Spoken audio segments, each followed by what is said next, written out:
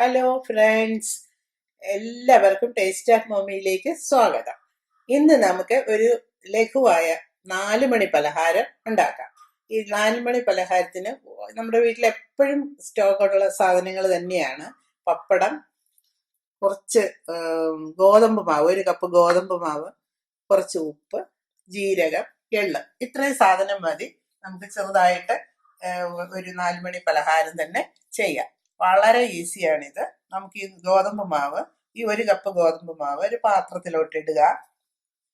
ഇതിൽ ആവശ്യത്തിന് ശകലം ഉപ്പിടുക, കുറച്ച് ജീരകം, ഒരു ചെറിയ ടേബിൾ സ്പൂൺ ജീരകം ഇട്ട് കൊടുക്കുക, കുറച്ച് എള്ള്, ഒരു ചെറിയ സ്പൂൺ എള്ള് ഇട്ട് കൊടുക്കുക.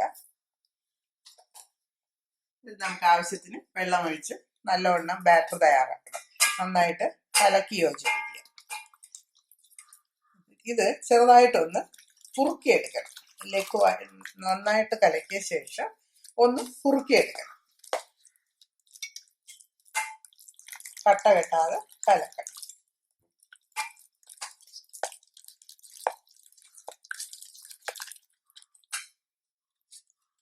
ഇത് നന്നായിട്ട് കലക്കി എടുത്തിട്ടുണ്ട്. ഇത് ബാറ്ററിന് നമുക്ക് ചെറുതായി ഒന്ന് കുറുക്കിയെടുക്കണം. അടുപ്പിൽ വെച്ച് കുറുക്കിയെടുക്കാം.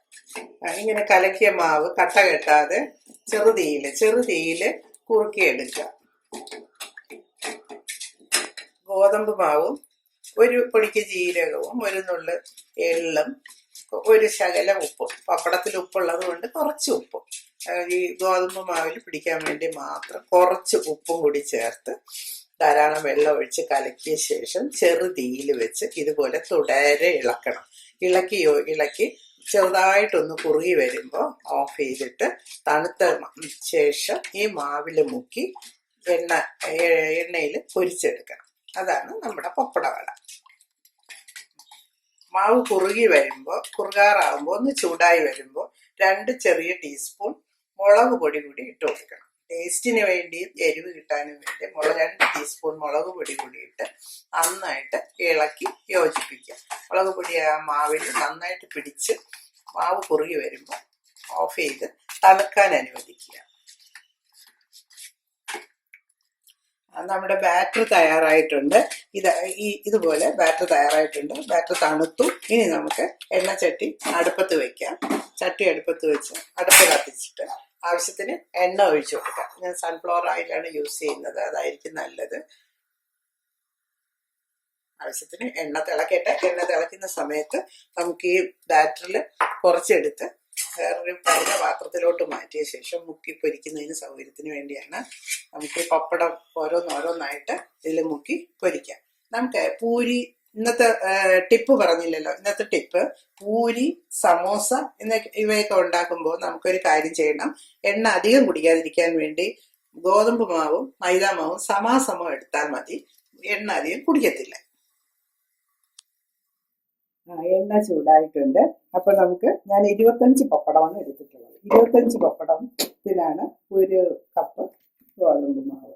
ഈ പപ്പടത്തിന്റെ പൊടി ഉണ്ടെങ്കിൽ ഒന്ന് തട്ടിക്കളയണം, കുടഞ്ഞു കളയണം, നന്നായിരിക്കും. ഓരോ പപ്പടമായിട്ട് ഈ മാവിൽ മുക്കിയിട്ട് പൊരിച്ചെടുക്കാം.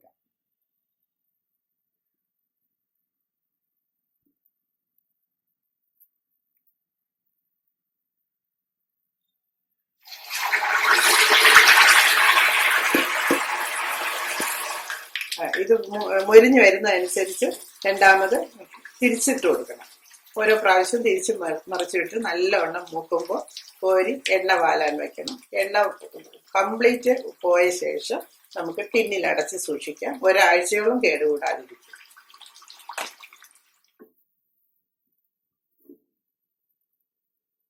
മൂത്ത് കഴിഞ്ഞു. ഇനി നമുക്ക് രണ്ടാമത് അടുത്ത പപ്പടം ഇട്ട് കൊടുക്കാം.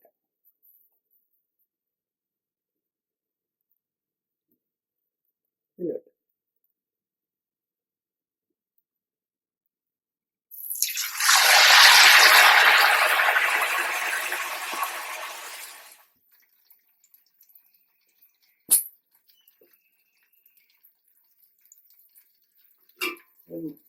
മൂത്തിട്ടുണ്ട്. ഇത് കോരി മാറ്റാം. കോരി മാറ്റിയ ശേഷം അടുത്ത പപ്പടം ഇട്ട് കൊടുക്കാം. പപ്പടം ഇടുമ്പോൾ ഇതിൻ്റെ മാവ് കംപ്ലീറ്റ് ഇങ്ങനെ വാർന്നു പോയ ശേഷം 2 കൈ കൊണ്ട് പിടിച്ച് ജസ്റ്റ് ഇങ്ങനെ വെച്ചു.